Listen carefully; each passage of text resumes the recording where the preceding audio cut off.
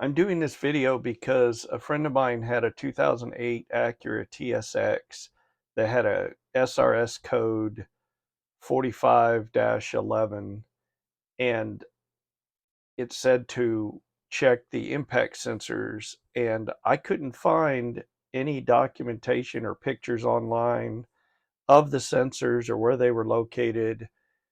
And so I decided to go ahead and make this video to kind of show you where the sensors are and troubleshooting the code.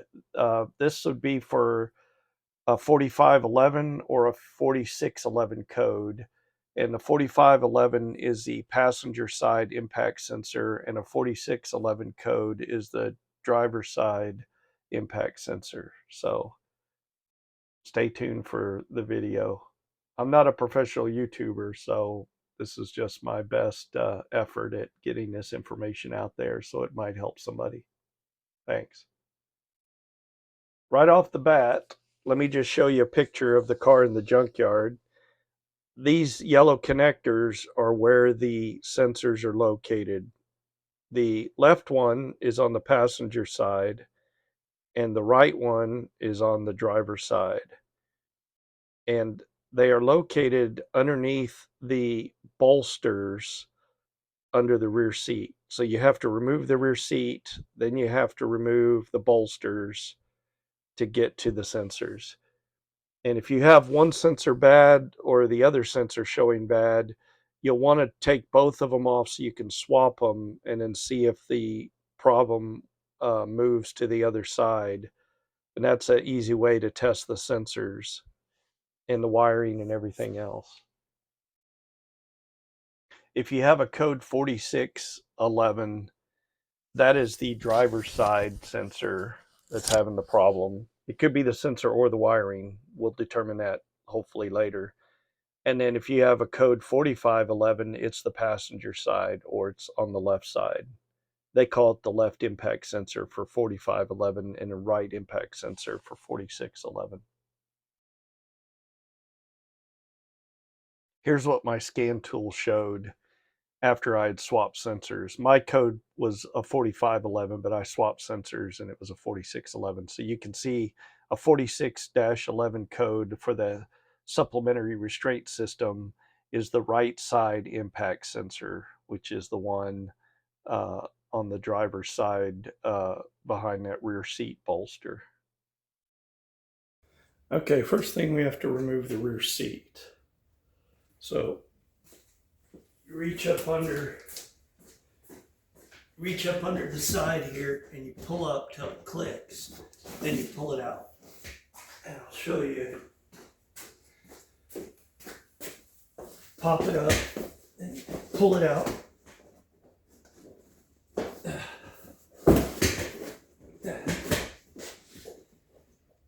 Unless there's bolts in there. Did they put some bolts in there? Yep, looks like they did actually.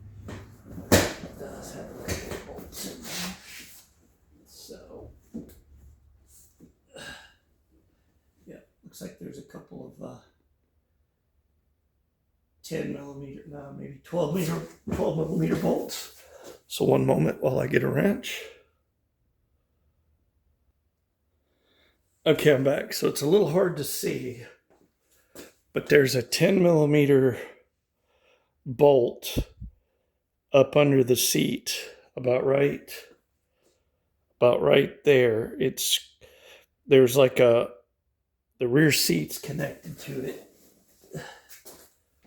The bottom part of the seat. And let's see if I can pull this out. Let me get this other side. So that's the bolt. I'm going to set it on the floor there. I'm going to find the other one over here. It's, let's see. Oh, I take that back. There's only one on that side. There's not two.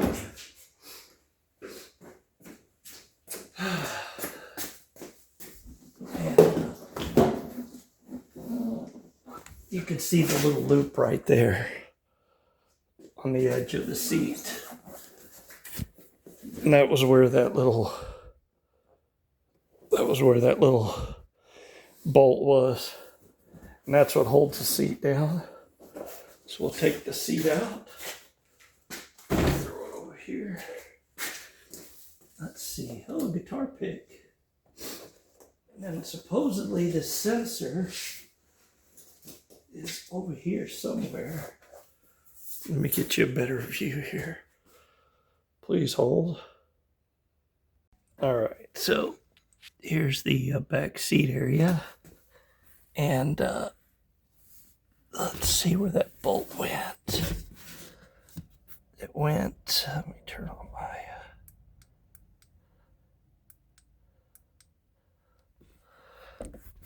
It got bolted up. You barely see that little hole up under there. It's like right there is where they got bolted up to. Hey, I'm getting paid for this job, 35 cents. That dime's stuck. I'm not getting that one. No, maybe 50 cents for the job. Not going to tell them about that. All right, so I'm going to sit you up over here where you can see better. So just one moment.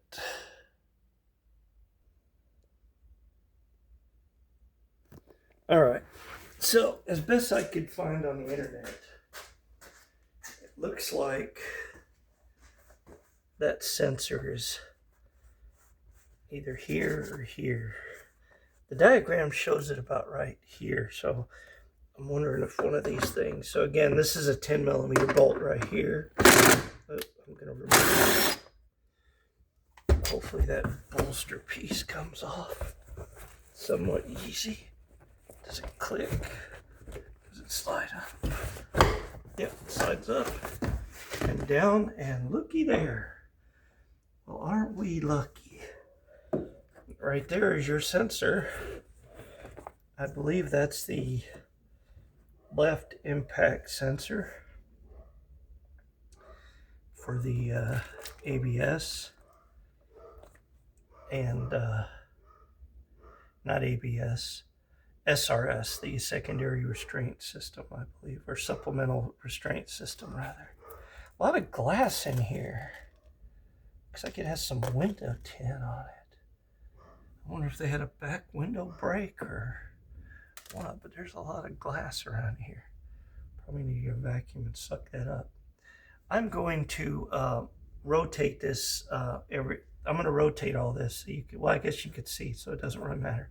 So my plan is to take this sensor off here because I think this is the one that's failing. I'm going to have to check my codes and then swap it with that one and then see if we have a, if the code changes sides, and then we'll know it's the sensor.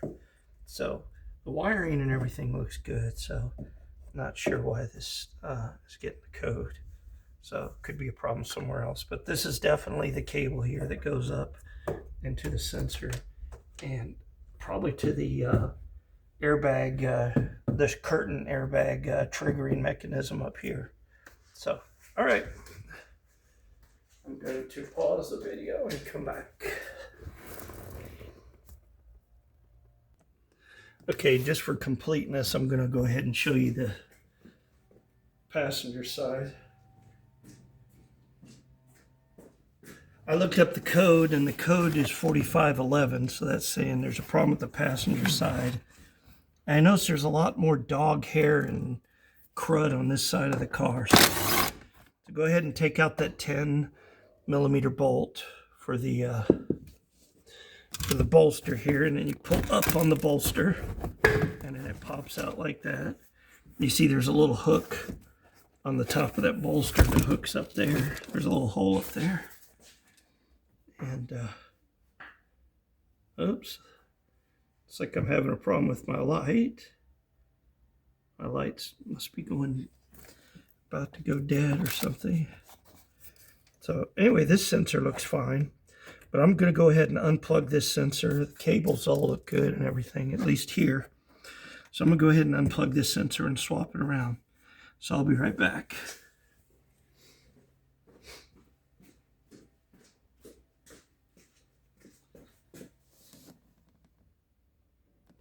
All right, so got a new battery for the light. Yeah, I'm not a professional YouTuber, so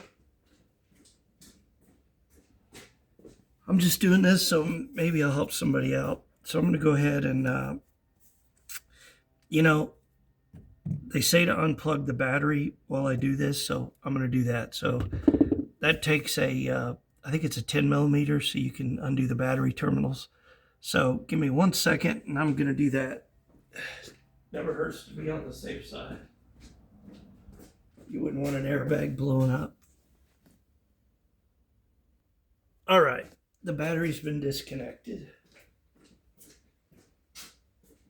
So let's see how hard these. So I'm going to go ahead and remove this connector, hopefully. Not sure how it comes. Oh, there you go. So it looks like you just slide this. It looks like it's spring loaded. So you pull back the outer sleeve, and then it just pops off. Hopefully you can see that. Looks like it's spring loaded. So I'm going to go ahead and, oh man, that wasn't easy. That screws in there pretty good. Let's see if we get this one off. Okay. Looks like I'm going to need to get a socket.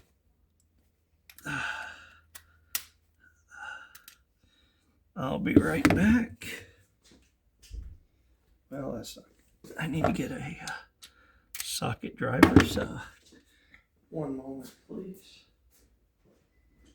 All right, I'm back.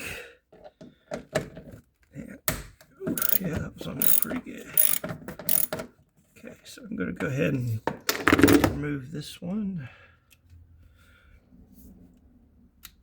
I'm going to be editing this when I get done, so it's probably going to jump around a little bit. So there's 1 screw out. There's 2 screws out. Almost. So I'm going to mark this one real quick with a Sharpie so I know it's the one I took out of this side. So I'm going to pause y'all for just a second and I'll be right back. All right, I'm back, and hopefully you can see that. Not sure. Got a couple of red marks on there. I'm going to go to the other side now. Remove that one.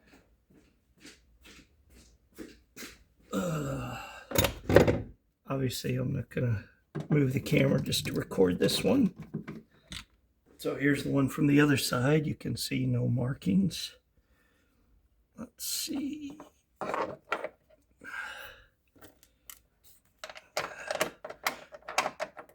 I doubt that they really need to be grounded or anything, but I'm going to go ahead and screw them down anyway, because if the code changes, then I'll just replace the one that's on that side now.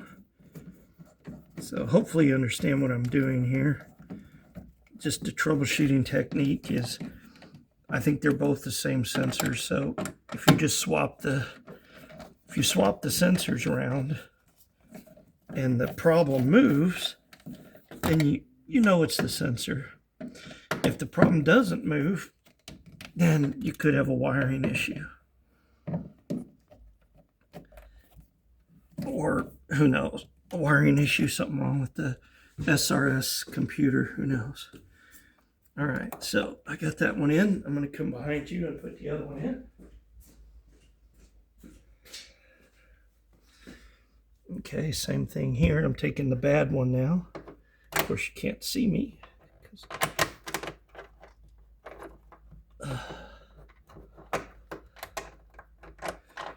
I really do appreciate real YouTubers who take a lot of time to move the cameras and take excellent shots and buy expensive camera equipment, so you can really see what's going on. I'm just using my cell phone, so who knows what the audio is going to be like or the video quality, but hopefully.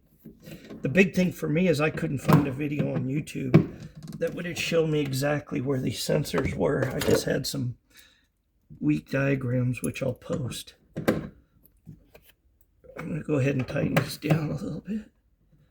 Okay, I'm going to plug this one back in over here.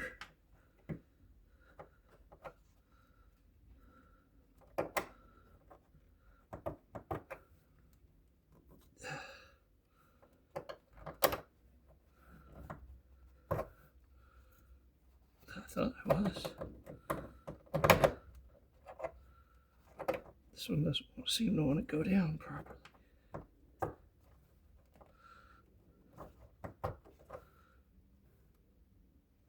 Well, maybe they are different.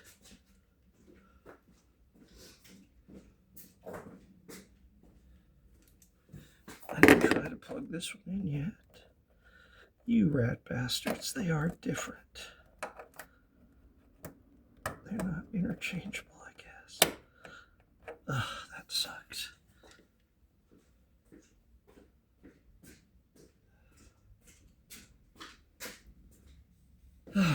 Okay, I may have been wrong about them being interchangeable.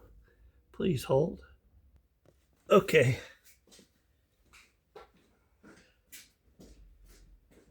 Good news, sports fans. After taking it off and looking at it, they are the same. They are interchangeable.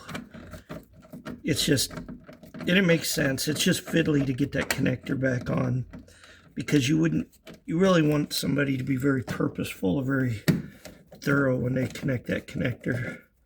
So I guess that's why they just make it really hard to click back on. So I'll show you here in a minute when I do this one. I reconnected the other sensor, the suspect sensor on the other side. So you can see there's no red dots on this one. Go ahead and true this one up. All right. And so what you have to do is you put the connector on there, get it started. Then you have to really pull this one up hard and then push it down, and then it finally locks in. So now I'm going to reconnect the battery, hook up my test tool or my scan tool, and then see if the code has changed. So be right back.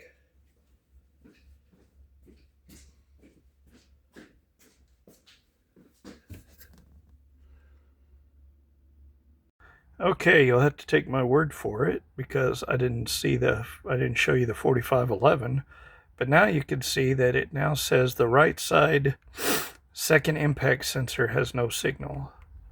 So it was 45-11, which is the complement to this one. So now it's showing 4611.